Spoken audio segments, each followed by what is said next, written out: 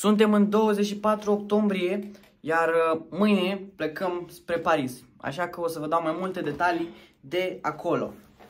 Sunt în Iași, iar acum vom zbura spre Paris.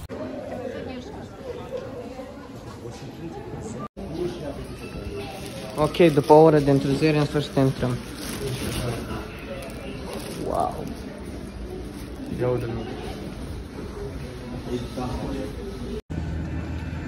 Wow! Bun, după 8 ore în aeroport, în sfârșit ne îmbarcăm. Deci, știu că probabil vă așteptați să filmăm din avion, dar eu vreau să dorm, așa că nu o să filmăm din avion. Vreau să dize. Îmbarcarea.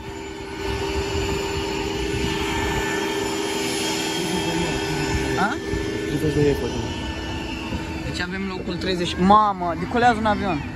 A, nu, aterizează, cred. Ce frumos e. Prima dată când zbor cu avionul singur.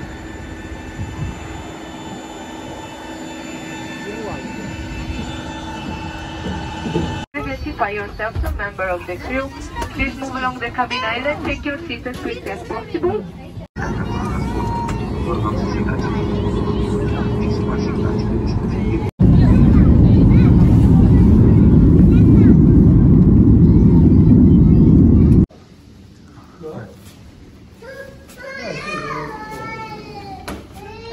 Adună. Bună ziua! Ce faci, mămică? Și m-am mai dat în jos.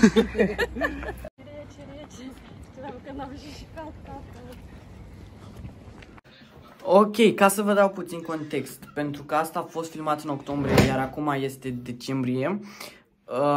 Atunci, acum ne ducem în ziua 2, adică am ajuns prima zi, am ajuns acasă, am dormit, iar acum vă arătăm în ziua 2 ce am făcut.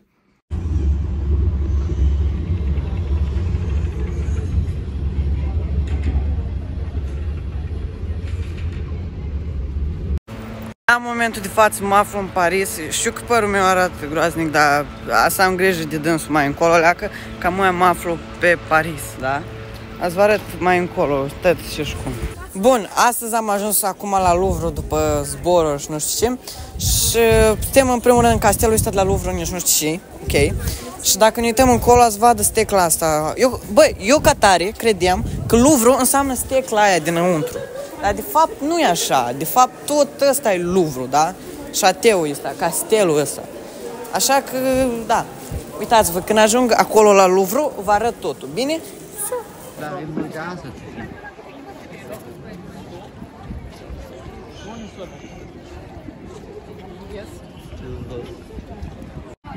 Deci, după cum se vede Louvre, da, arată bine. Eu nu știu cum să vă arăt, e primul meu vlog. Wow, beautiful. Am dat în anul, eu n-ați vă vorbesc despre istorie, eu doar să vă arăt. Și aveți? Drăguț. Wow.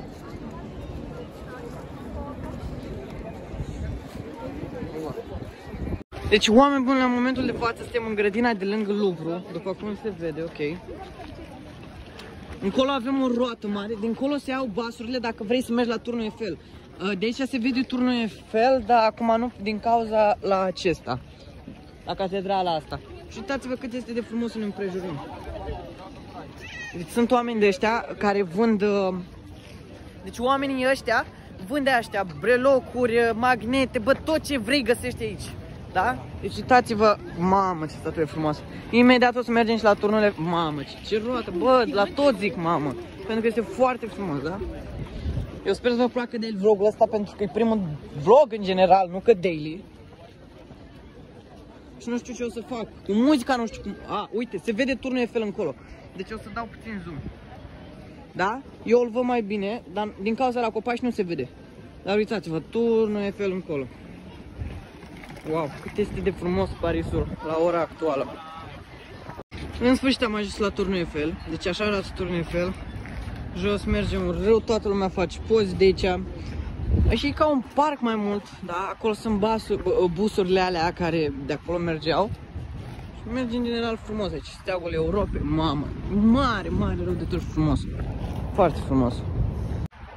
Am ajuns la podul iubirii, dar este un loc pe care am vrut să vin aici, să ajung aici ca să pun magnetul ăsta. Ia uite. Îl vei, îl pui aici frumos,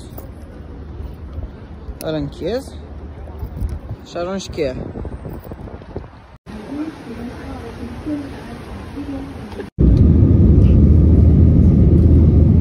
Dar astea au fost câteva zile, probabil nu arată ca câteva zile, dar au fost 2 săptămâni, dar mi-a fost lene să filmez mai mult.